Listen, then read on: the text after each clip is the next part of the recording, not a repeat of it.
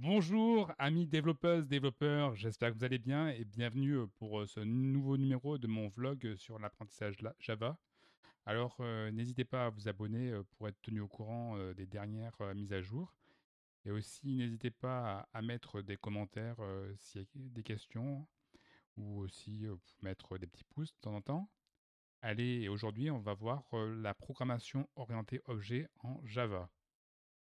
La programmation orientée objet est une approche de programmation qui utilise des objets pour organiser et structurer des données et des comportements de notre programme. Donc pour créer nos objets, on va faire appel à des classes.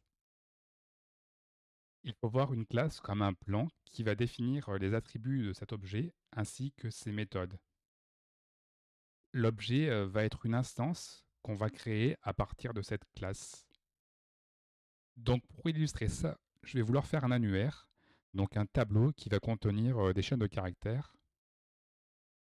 Donc voilà dans le code, je définis un tableau de string et ce tableau de string va avoir une taille de 15. Donc on va commencer notre classe annuaire, donc annuaire PO, elle va contenir un tableau de string qui va être en fait en gros un annuaire de personnes.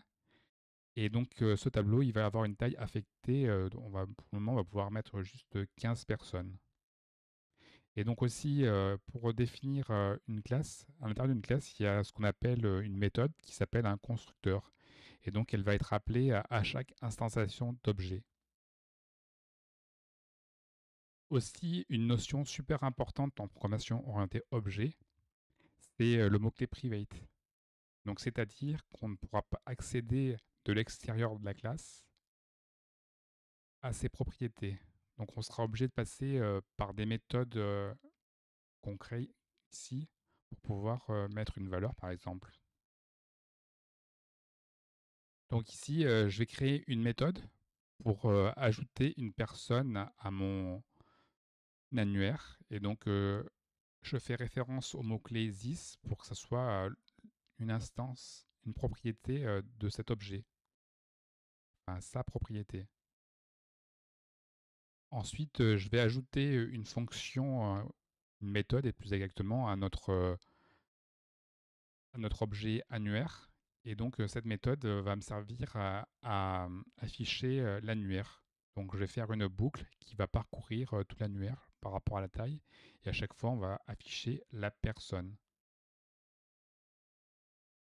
Donc ici, je vais créer un objet annuaire avec annuaire.po annu et avec le mot-clé new annuaire.po. Donc là, ça va me créer un nouvel objet.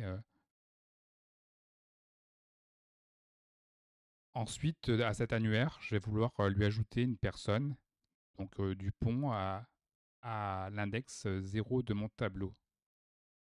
Ensuite, je vais vouloir afficher le dictionnaire. Donc on va faire un petit test.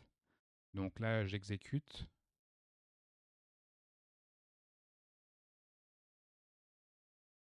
Donc là, on voit bien que j'ai Dupont à l'index 0.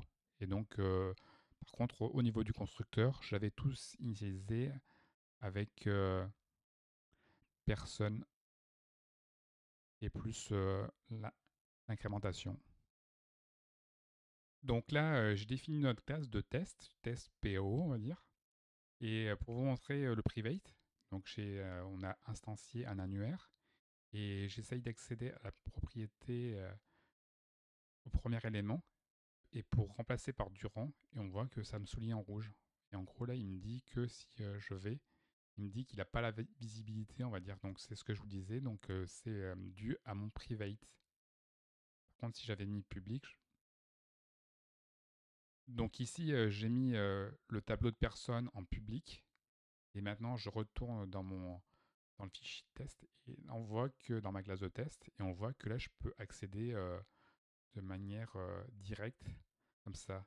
Mais c'est pas du tout bon parce qu'en gros, en programmation orientée objet, on essaye d'encapsuler le code pour qu'il soit protégé et pour éviter qu'il y ait ce qu'on appelle des effets de bord et qu'on puisse mettre à jour une variable de manière inintentionnée. Donc voilà pour cette introduction de la programmation orientée objet. J'espère que c'est clair pour vous. Donc si vous avez des questions, n'hésitez pas. Donc j'apprends en même temps que vous, donc je peux être approximatif dans mes explications et on peut essayer d'éclaircir certains points. Et n'hésitez pas à vous abonner à ma chaîne et à un petit like. Allez, merci.